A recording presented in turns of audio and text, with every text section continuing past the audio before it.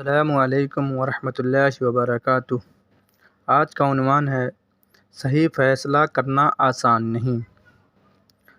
فیصلہ سے مراد یہاں وہ فیصلہ ہے جو آپ اپنی زندگی گزارنے کے طریقے کے لیے انتخاب کرتے ہیں۔ اگر آپ صحیح فیصلہ نہیں کریں گے تو آپ کی کامیابی خطرے میں پڑ جائے گی۔ بعض لوگ جھٹ پٹ کوئی نہ کوئی فیصلہ اپنے بارے میں لے لیتے ہیں۔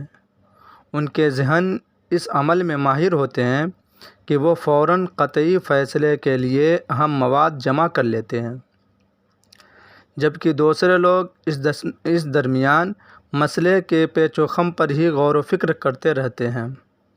صحیح فیصلہ کرنا کوئی بچوں کا کھیل نہیں، کیونکہ فیصلے پر ہی کامیابی کا دار و مدار ہوتا ہے۔ فیصلہ کرتے وقت یہ نکتہ بھی ذہن میں ہونا ضروری ہے کہ اگر آپ نے اپنے لیے خود فیصلہ نہیں کیا تو یہ حق بھی لوگ غصب کر لیں گے۔ حالات اور مواقع آپ کے لیے نہیں رکیں گے۔ آپ کو فیصلہ بھی کرنا ہے اور بروقت بھی کرنا ہے۔ اس کا مناسب طریقہ یہ ہے کہ جو مواد ملے ہیں ان کو کاغذ پہ درج کیا جائے۔ اس کے لیے 2 کالم بنائیے۔ ایک کالم میں فیصلہ کے حق کے لیے لکھیے، دوسرے کالم میں فیصلہ کے خلاف لکھیے۔ لیکن کبھی ایسا بھی ہوتا ہے کہ درج معلومات جو فیصلہ کے خلاف تھا وہ تعداد میں زیادہ ہوتا ہے، تو یہ اس بات کا ثبوت نہیں کہ فیصلہ ان کی تعداد کی بنیاد پر کرنا چاہیے جو تعداد میں زیادہ ہوں۔ طویل فہرست کی بعض مدیں مختصر فہرست کی مدوں کے مقابلے کمتر اہمیت کی ہوا کرتی ہیں۔ ان کو نظر انداز بھی کر دینا چاہیے۔ اہم مدوں کو ان کی اہمیت کے لحاظ سے ترتیب وار لکھیے۔ اگر آپ کو محسوس ہو کہ آپ اس کے بارے میں کوئی فیصلہ صحیح نہیں کر سکتے تو ماہرین کی رائے لیجیے اور اس کام میں شرم و جھجک محسوس نہ کیجیے۔ ایک ہندی کہاوت ہے کہ جس نے کیا شرم اس کا پھوٹا کرم۔ جب آپ فیصلہ صحیح کر لیں گے تو اس پر عمل شروع کر دیجیے۔ بہت سے لوگوں کا یہ طریقہ ہے کہ وہ کسی فیصلے پر پہنچ جانے کے بعد اس پر عمل درآمد نہیں کرتے، ٹالتے رہتے ہیں۔ یہ خودکشی ہے، ورنہ جب فیصلہ عمل پر کرنے کا وقت نکل جائے گا تو آپ کو محسوس ہوگا کہ آپ نے بہت بڑی غلطی کی، پھر اس پچھتاوے کا کوئی فائدہ نہیں ہوگا۔ یاد رکھیے، اگر آپ بہترین وقت کے انتظار میں ہیں تو آپ صرف انتظار ہی کرتے رہیں گے، وہ بہترین وقت کبھی بھی نہیں آئے گا۔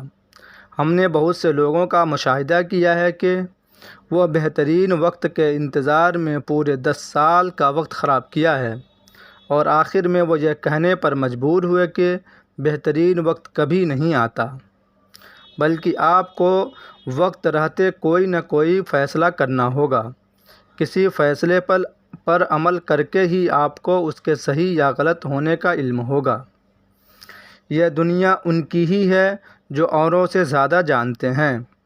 اگر آپ ترقی کے زینے پر اوپر کی جانب قدم رکھنے کی تیاری میں ہیں اور آپ نے یہ سمجھ لیا ہے کہ ہم نے ترقی شروع کر دی ہے تو آگے بھی کرتے چلے جائیں گے، تو یہ آپ کا خیال غلط ہے۔ اگر آپ اپنے معلومات میں اضافہ نہیں کرتے رہے تو آپ جہاں تھے وہیں رہیں گے۔ جو لوگ اپنے آپ کو یہ سمجھتے ہیں کہ مجھے سب کچھ آتا ہے، وہ اپنی اسی انا میں رہ گئے۔ اور یہ بھی دیکھنے کو ملا ہے کہ اگر آپ اپنے اندر آگے بڑھنے کی چاہت نہیں رکھتے تو کوئی آپ کو آگے نہیں بڑھا سکتا۔ اسی لیے اپنے اندر سیکھنے کی طلب پیدا کیجیے۔ جن کو سیکھنے کی طلب ہوتی ہے وہی آگے بڑھتے ہیں، نہیں تو بہت سے لوگ ایسے ہیں جو ایک ہی پوسٹ پر برسوں کام کرتے ہیں لیکن پھر بھی ان کی ترقی نہیں ہوتی، کیونکہ وہ کچھ نیا نہیں سیکھتے۔ جب وہ اس کمپنی سے نکال دیے جاتے ہیں تو مارکیٹ میں ان کی ویلیو 0 ہوتی ہے۔ ان کا 10 سال کا تجربہ کسی کام کا نہیں ہوتا، کیونکہ یہ الیکٹرانک دور ہے۔ ہر روز نئے کام کرنے کے طریقے دریافت کیے جا رہے ہیں، تو ہمیں بھی وقت کے ساتھ تبدیل ہونا چاہیے۔ میرا خیال ہے کہ ہر آدمی کو اپنے سے بڑے لوگوں کے ساتھ دوستی کرنی چاہیے۔ بڑے لوگوں سے مراد صرف عمر میں بڑا ہونا نہیں، بلکہ وہ جو تجربے میں بھی بڑے ہوں، اور وہ تجربے میں بڑے ہوں گے تو اپنے تجربات کو ہمیں بتائیں گے، کیا کرنے سے کیا نقصان ہوگا، کیا کرنے سے کیا فائدہ ہوگا۔ بڑے آدمی سے دوستی کا سب سے بڑا فائدہ تو یہ ہوتا ہے کہ انا والی بات نہیں آتی، اور آئے گی بھی کیسے جب سامنے والا ہم سے زیادہ تجربہ رکھتا ہوگا۔ اسی طرح اگر دوستی صرف اپنے سے کم جاننے والوں کے ساتھ ہوگی تو آپ کو بھی بڑا نقصان ہوگا۔ سب سے بڑا نقصان تو یہ ہوگا کہ آپ انا کے شکار ہو جائیں گے۔ آپ کو لگنے لگے گا کہ ہمیں تو دنیا کا سارا علم ہے، اور یہیں سے آپ کی تنزلی کا سلسلہ شروع ہو جاتا ہے۔ اس کے علاوہ تعلیمی عمل ہماری معلومات میں اضافہ کا ایک اہم ذریعہ ہے۔ یہ ایک مسلسل عمل ہے جو زندگی بھر جاری رہتا ہے۔ آپ کا جو پیشہ ہے یا آپ جو کام کر رہے ہیں یا سیکھ رہے ہیں، اس کے تعلق سے جو کتابیں ہیں ان کو پڑھیے، اور یہ مقصد ضرور سامنے رکھیے کہ آپ کو ترقی کرنی ہے۔ اس کے بعد آپ خود صحیح راستے پر چلے جائیں گے۔ دن بھر کام کرنے کے بعد کوئی ٹھوس کتاب پڑھنا دل لگی نہیں ہے، بلکہ اس کے لیے حوصلے اور ہمت کی ضرورت ہوتی ہے۔